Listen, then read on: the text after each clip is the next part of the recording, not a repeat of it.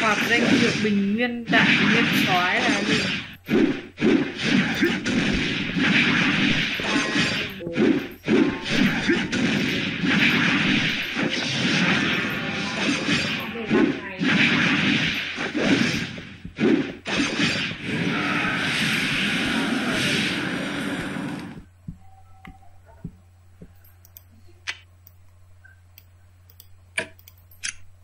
Đồ chán thế.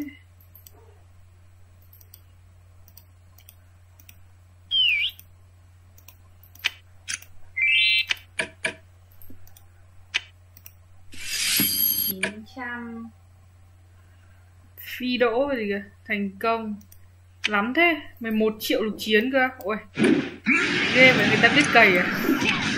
Đấy cần đích phụ lên 11 triệu lục chiến.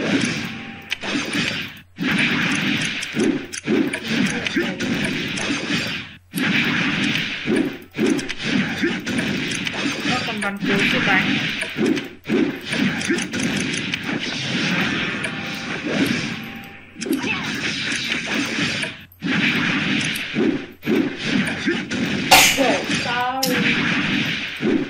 Mắt to.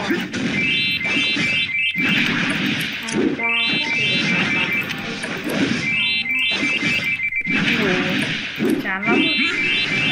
Mệt lắm rồi, mỏi lắm rồi.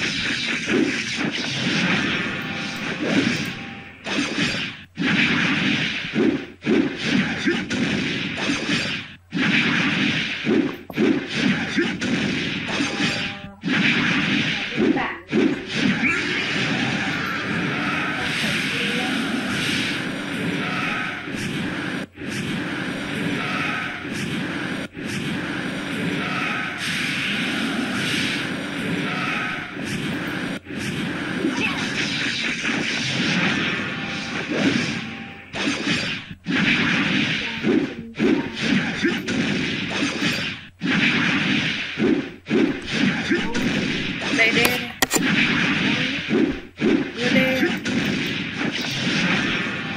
Mấy mạng